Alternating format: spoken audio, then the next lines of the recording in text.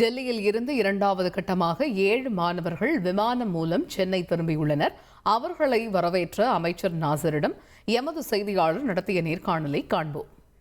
12 மாணவர்கள் உயர்கல்விக்காக பஞ்சாபில் படிக்க சென்றனர். அவர்களை தமிழக அரசு சிறப்பு ஏற்பாட்டின் மூலமாக சென்னை விமான நிலையத்துக்கு கொண்டு வரப்பட்டுள்ளது. இவர்களை தமிழக அமைச்சர் திரு ஆவடி நாசர் நேரடியாக வரவேற்றுள்ளார். அவர் நம்மிடம் சில கேள்விகள் முன்வைப்போம்.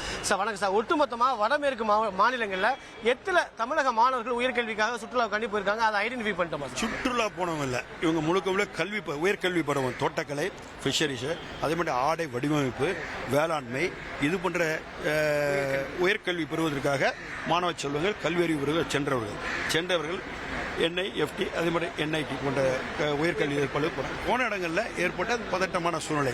அந்த பதட்டமான சூழலில் அவர்கள் குறுஞ்செய்தி அனுப்புகிறார். அந்த குறுஞ்செய்தி பெற்ற மாண்புமிகு தமிழக முதல்வர்கள் உடனே அவர்களுக்கு பாதுகாப்பு அளிக்கணும், அவர்களுக்கு உயிருக்கும் உடமைக்கும் பாதுகாப்பு அளிக்க வேண்டும் என்ற உணர்வின் அடிப்படையில் இங்கிருந்து IAS அதிகாரி புதுக்கோட்டையை சேர்ந்த வைத்திங் பிரைவேட் லிமிடெட் கம்பெனி ஆரம்பிக்கலாமா இல்ல பார்ட்னர்ஷிப்ல ஆரம்பிக்கலாமா? எது கன்ஃபியூஷன்?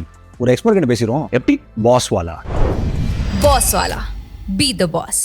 ஒரு IAS அதிகாரி அனுப்பிச்சு அங்கே இருக்கின்ற மாணவ செல்வங்களை இந்தந்த கோணத்தில் எப்படிலாம் மீட்கப்படுமோ அந்தந்த கோணத்தில் அவர்களை மீட்டு அங்கே வச்சு அங்கேருந்து இங்கே சென்னைக்கு வர வச்சு சென்னையிலேருந்து இங்கே வர வச்சு அவர்களை இல்லங்களுக்கு அவர்களை சேஃபாக இப்போ நீங்களே பார்த்துருப்பீங்க மாண்புமிகு தமிழக முதல்வர் அனுப்புவதற்கான முழு முயற்சி ஏற்படுத்திவிட்டு அவர்களை அனுப்பி வச்சுருக்கோம். மத்திய அரசோட உதவி எப்படி இருக்குது? அங்கே இருக்கக்கூடிய மாநிலங்களை கொண்டு வரதுக்கு மத்திய அரசோட உதவி இருக்குது?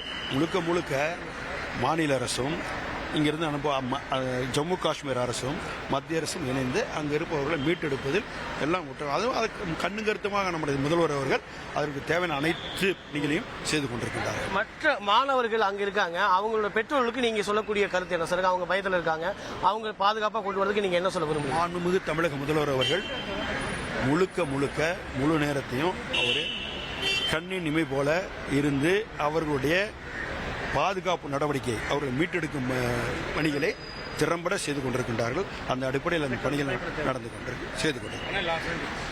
தந்தி டிவி செய்திகளுக்காக ஒளிப்பதிவாளர் மகேஷுடன் ராமச்சந்திரன்.